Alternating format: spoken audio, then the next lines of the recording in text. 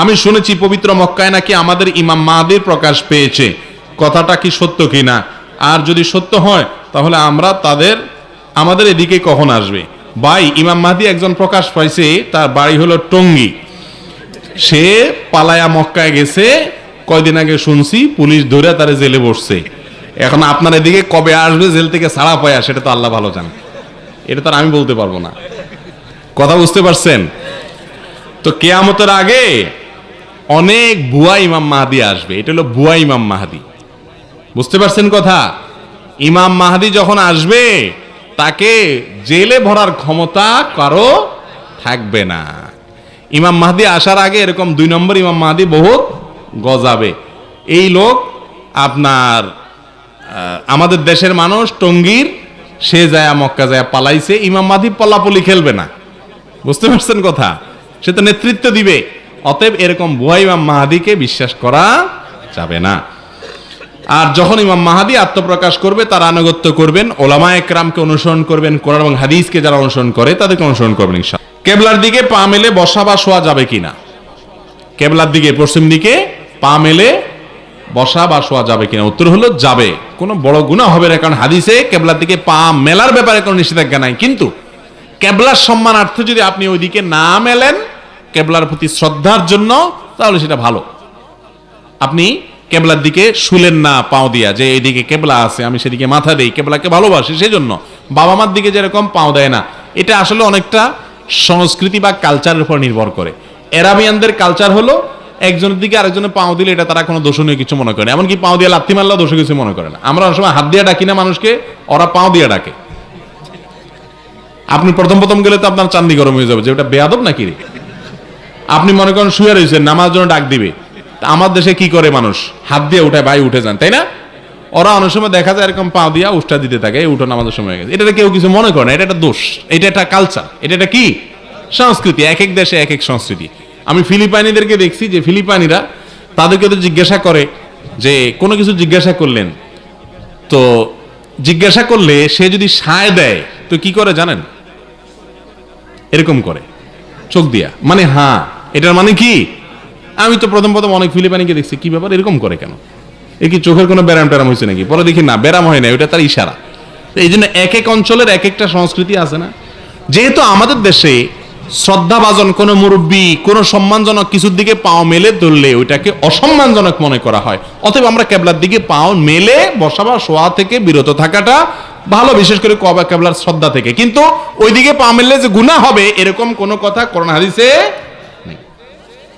এরপরের প্রশ্ন, মাদ্রাসার বাচ্চা খোঁজার জন্য মা বোনেরা যে কষ্ট করেন তারা কি পাবেন?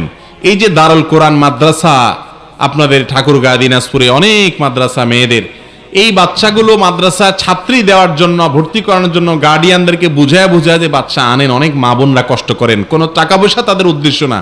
তারা কি পাবেন? উদ্দেশ্য হলো আল্লাহকে খুশি করা। তারা যা পাবেন সেটা অফুরন্ত। এই বাচ্চা মাদ্রাসা যদি ভর্তি হয়, যত কিছু পড়বে, যত সওয়াব হাসিল করবে, যত তেলাওয়াত করবে, সবাই সে যা করবে এই সবগুলোতে সে তো পাবেই। এই যার কারণে, যার উসিলা সে মাদ্রাসায় আসলো, সেও সমান সংখ্যক সওয়াব। কারণ নবীজি বলেছেন, মানদাল্লা আলা খাইরিন, যে ব্যক্তি কোনো ভালো কাজের পথ দেখাবে, তার দেখা দেখি যতজন সে ভালো কাজ করবে সবার সমান সওয়াব সে লাভ করবে। এরপরে প্রশ্ন, মহিলাদের ফরজ নামাজের সময় একামত দিতে হবে কিনা? না, একা একা পড়লে তারা যার যার মতো চুপচাপ নামাজ পড়ে ফেলবে, একামত দিবে না। এরপরে প্রশ্ন, খুব দরকারি একটা কথা, বিশেষ করে গ্রাম এলাকাতে বেশিরভাগ বাপমাই কিছু হইলেই সন্তানের একেবারে সব তুলা বদদোয়া করে, আছে না নাই? একটু চুনেতে নুন খুঁজলেই বদদোয়া দেওয়া শুরু করে। এটা গুনাহের কাজ। অনেক মা বাবার এই বদভ্যাস আছে, যেমনি সেমনি সন্তানকে দরকারে বেদরকারে একটু এদিক সেদিক হইলেই বদদোয়া দেওয়া শুরু করে। এটা অন্যায় কাজ। তবে মনে রাখেন, অন্যায় ভাবে যদি মা বাপ বদদোয়া দেয় ওইটা লাগবে। অনেক সময় দেখা যায় আপনি ঠিক কাজই করতেছেন কিন্তু তারপরও আপনার মা বাপ বদদোয়া দিচ্ছে, আছে না নাই? তো অন্যায় ভাবে বদদোয়া দিলে সে বদদোয়া লাগবে। আর কোরআনে কারিমের আয়াত থেকে বোঝা যায়, খুব বেশি মাথা গরম হইয়া বদদোয়া দিয়ে ফেললে সেটাও আল্লাহ তাআলা কবুল করবেন না। কারণ আল্লাহ জানেন বান্দা এখন মাথা গরম হইয়া কি দিছে।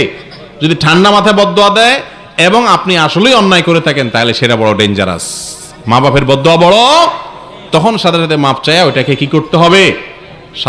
স্বাভাবিক করতে হবে। এরপরে প্রশ্ন, টাকা ধার দেওয়ার মতো সমর্থবান ব্যক্তির কাছে ধার না পেয়ে কেউ যদি সুদের উপরে টাকা নেয় তাহলে কি টাকা ধার না দেওয়া ব্যক্তি গুনাহগার হবে? দেখেন, একজন আপনার কাছে টাকা হাওলাত চাইছে, আপনি হাওলাত না দেওয়ার কারণে সে যদি সুদে লোন নেয়, আপনি গুনাহগার হবেন কিনা? উত্তর হলো, যদি লোকটা ভালো মানুষ হয়, আপনার টাকা সে টাইম মতো দিয়ে দিবে, এরকম সৎ মানুষ হয়, তাহলে সেক্ষেত্রে আপনি তাকে হাওলাত দেওয়া উচিত। হাওলাত দিলে সওয়াব হয়। কোন কোন হাদিসে আসছে, দান করলে যেরকম সওয়াব হয়, হাওলাত করলে ওইরকম সওয়াব হয় বা তার চেয়ে বেশি সওয়াব হয় কোন কোন ক্ষেত্রে। এই অনেক লোক আছে জানে এই লোকটা টাইম মতো দিবে, তা হাওলাত দেয় না কেন? কারণ বখিল, কৃপণ। লোকটা কি কৃপণ, অথচ মানুষকে হাওলাত দেওয়া সওয়াবের কাজ। এখন যারা হাওলাত দিবেন, মুশকিল হলো বেশিরভাগ লোক হাওলাত কেন দেয় না? কারণ জানে হাওলাত দিলে আর ফেরত পাওয়া, আজকাল যে একবার হাওলাত নিতে জানে সে আর পাওনাদারকে আর চিনেও না। হাওলাত দেওয়ার পরে যদি টাকা চায়, মনে হয় যে ভিক্ষা চায়।